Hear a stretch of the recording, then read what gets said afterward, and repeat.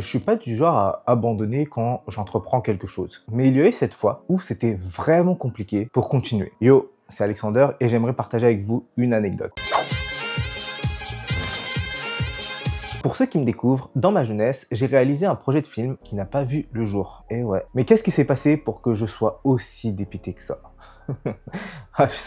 Je pense que c'est Socrate qui a dit « Si tu ne sais pas, teste mon ref, t'as rien à perdre ». Du coup, j'ai commencé à écrire un long métrage. Ça date de quand même plus de 10 ans. La relure est morte. Du coup, un petit résumé s'impose.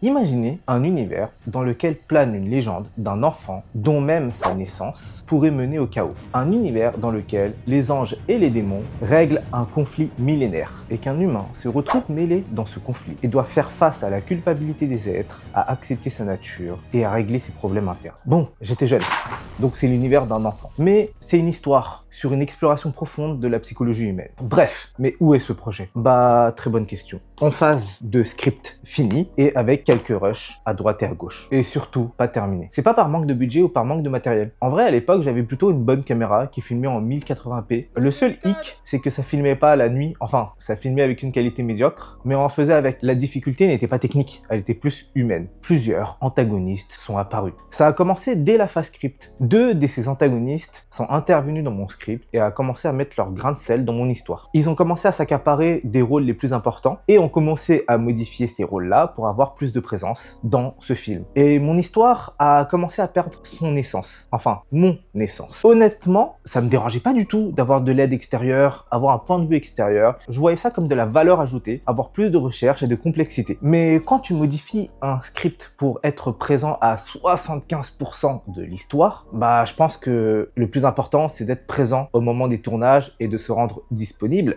Il y en a un, il m'a demandé un peu de temps pour maigrir parce qu'il était un peu rond et il voulait se muscler. J'attends encore. Et l'autre se pointait en pleine soirée. Je sais pas si je vous l'ai dit par rapport à ma caméra et sa relation avec la nuit. Ce comportement-là fut le premier clou du cercueil de mon projet. Non, c'est pas le pire. Pour les personnes qui l'ignorent, le tournage d'une scène peut prendre des heures et des heures pour avoir la meilleure scène, enfin la meilleure composition. Surtout quand on débute dans ce genre de projet. Mais à cause de ces individus et de leur disponibilité, je devais filmer 75% du film en même pas une soirée ou une après-midi. Mais c'est très peu. Et ça, quand tu vas essayer de faire comprendre à des gens qui sont beaucoup plus âgés que toi, surtout quand tu as 15 ans, c'est compliqué. Et ce grand manque d'investissement là, bah rajoute d'autres coûts.